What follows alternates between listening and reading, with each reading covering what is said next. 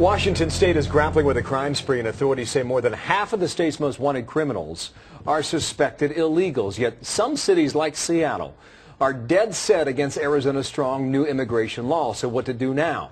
Dan Springer has more in Seattle. What kind of crimes are we talking about there, Dan?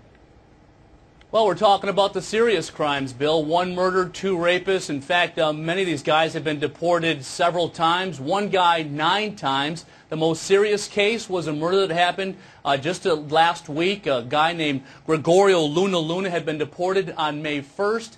Police say that 3 weeks later he was back in Pasco, Washington, murdering his ex-girlfriend. We also had a suspected rapist in Edmonds, had been reportedly deported 9 times, and an illegal who was facing a possible 3rd strike for rape in Whatcom County had been sent back to Mexico 5 times. We spoke with the prosecuting attorney in Franklin County, Washington. He says right now he has 10 murderers hiding out in Mexico.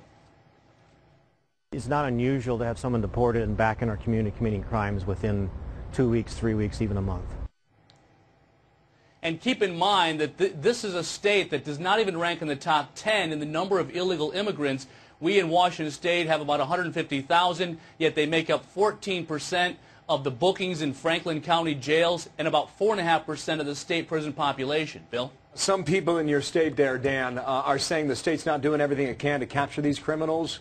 What did they conclude or suggest? Well, I mean, let's look at the State Patrol Most Wanted list. There are 26 names on there. There are 19 with Hispanic surnames, and about 19 of them don't have any country of origin, birth origin.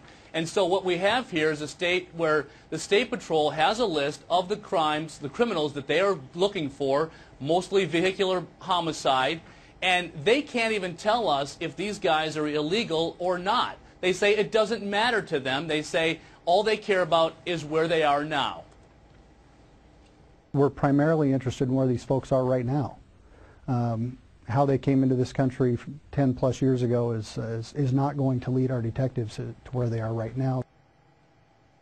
We talked to the U.S. Marshal's Office. There are 50,000 felony warrants outstanding right now in Washington State, and one source told us that between 30% and 40% are illegal immigrants. Dan Springer, thank you. Reporting on that story out of Seattle. Martha, Wisconsin.